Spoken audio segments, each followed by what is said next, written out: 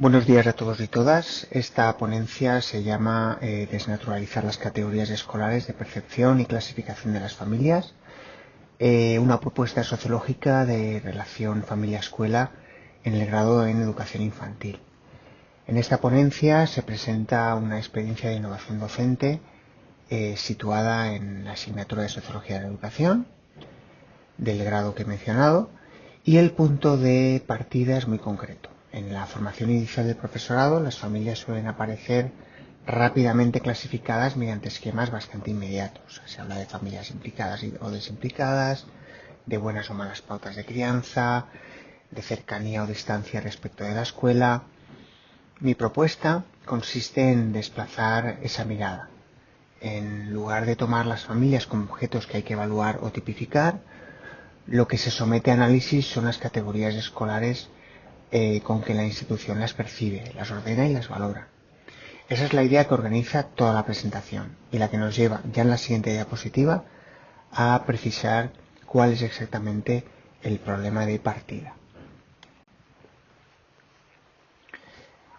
Aquí sitúo el punto de partida con más precisión. En la formación de maestras y maestros de infantil, las familias suelen ser leídas a través de categorías rápidas que ofrecen una orientación aparentemente útil, pero que simplifican demasiado la relación educativa. Cuando una familia encaja bien en el lenguaje escolar, participa según los códigos esperados o responde a ciertas demandas, tiende a ser leída de manera positiva. Cuando no lo hace, con facilidad aparece como poco implicada, problemática o insuficiente. El problema el problema es que ese modo de leer deja en segundo plano cuestiones decisivas, cómo se organiza la socialización familiar, qué recursos materiales y culturales hay disponibles, qué formas de cuidado sostienen la vida cotidiana y sobre todo qué reconoce la escuela como legítimo. Por eso el paso siguiente no es describir mejor a las familias, sino desplazar el foco hacia el marco desde el que la escuela las interpreta. Este es el giro central de la propuesta. El desplazamiento sociológico consiste en dejar de mirar la escena educativa como si el problema estuviera simplemente dentro de cada familia y empezar a leer la relación familia-escuela como una relación social atravesada por desigualdades, códigos legítimos y jerarquías de reconocimiento. Eso cambia también el objeto de análisis. Ya no se trata, en primer lugar, de decidir si una familia actúa bien o mal, sino de identificar qué categorías moviliza la institución cuando interpreta una conducta. Cuando interpreta una respuesta o una forma de participación concreta. La pregunta decisiva pasa a ser otra. ¿Qué diferencias son reconocidas como valiosas? ¿Cuáles son leídas como carencias? ¿Y con arreglo a qué criterios? Una vez fijado ese marco, la siguiente diapositiva concreta cómo se traduce esto en una experiencia docente dentro de la asignatura. En esta diapositiva explicito el dispositivo. Se trata de una experiencia de innovación docente de carácter no empírico y, no presento por tanto resultados de investigación ni trayectorias de familias reales, sino una propuesta formativa para el grado en educación infantil. El núcleo del trabajo consiste en analizar escenas verosímiles de relación familia-escuela y convertirlas en un objeto de lectura sociológica. Primero, el alumnado responde desde sus propios esquemas previos. Después, esas interpretaciones se someten a contraste mediante conceptos trabajados en la asignatura y finalmente se reconstruyen críticamente y se extraen implicaciones profesionales.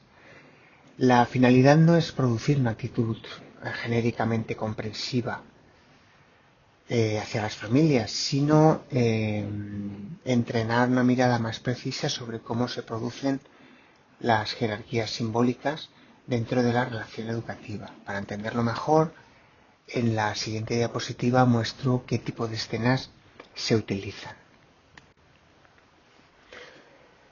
Las escenas que aparecen aquí cumplen una función metodológica muy concreta.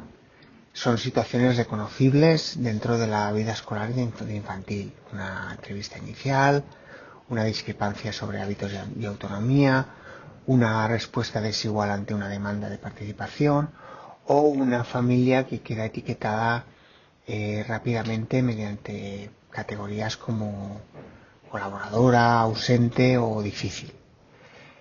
Lo importante es que estas escenas no se usan para confirmar estereotipos previos, sino para volver visible cómo opera la mirada escolar.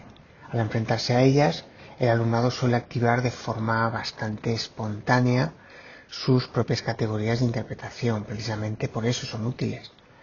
Permiten que la lectura inicial aparezca con claridad y pueda ser luego sometida a análisis. A partir de ahí, la propuesta introduce una matriz de relectura sociológica, que es la que presento en la siguiente diapositiva. La matriz de lectura es el corazón analítico de la experiencia. Su función es obligar a que la escena deje de ser interpretada únicamente desde categorías inmediatas como implicación, interés, responsabilidad o falta de hábitos. En primer lugar, se introduce la cuestión de la socialización, los cuidados y los afectos, es decir, cómo se organiza la vida cotidiana y con qué recursos se sostiene.